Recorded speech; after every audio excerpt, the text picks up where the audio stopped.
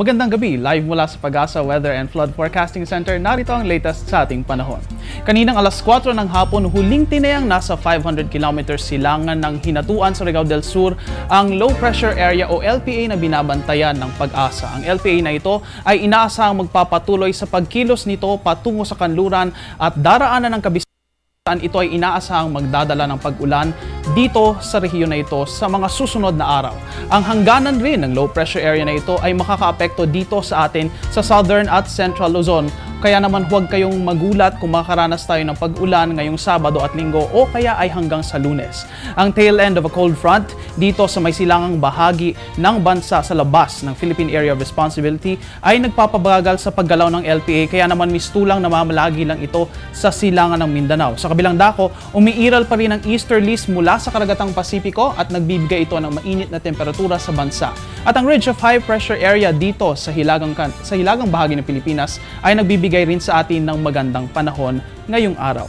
Kaugnay niyan, talakayin na rin natin ang 5 p.m. forecast ng Pag-asa. Ang Eastern Visayas, ang Caraga at Davao ay mananatiling maulap at makakaranas dito ng kalat-kalat at mahina hanggang sa katamtamang pag-ulan o pagkidlat-pagkulog. Samantala, bahagyang magiging maulap naman hanggang sa maulap dito sa Metro Manila at sa ibang bahagi ng bansa. At syempre, mayroon pa rin tayong tsansa na makaranas ng pulupulong pag-ulan o pagkidlat-pagkulog lalo na sa hapon o sa gabi. At yan ang forecast mula sa Pag-asa. Mga kaibigan, sa susunod na linggo na ang Semana Santa at siguradong marami sa atin ang maglalakbay para riyan. Para kayo ay matulungan sa inyong paghahanda, hatid namin sa inyo ngayon ang special weather outlook ng Pag-asa para sa susunod na linggo.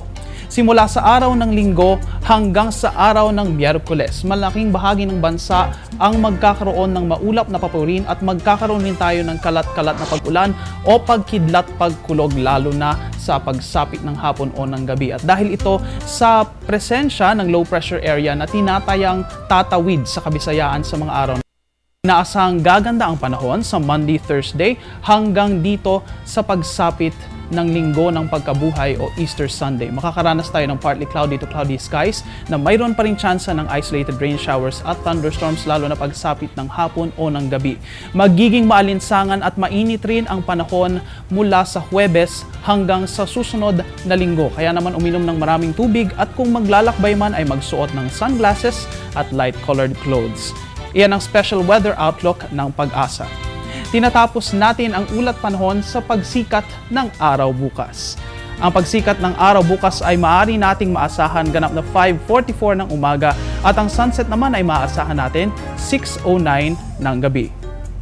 At yan ang latest mula dito sa Pag-asa DOST. Please check our official media accounts on our website para sa latest weather information. Mula dito sa Panahon TV kung saan walang pinipiling panahon ang pagbibigay impormasyon. Ako ang inyong weather guide, Earl Figuracion.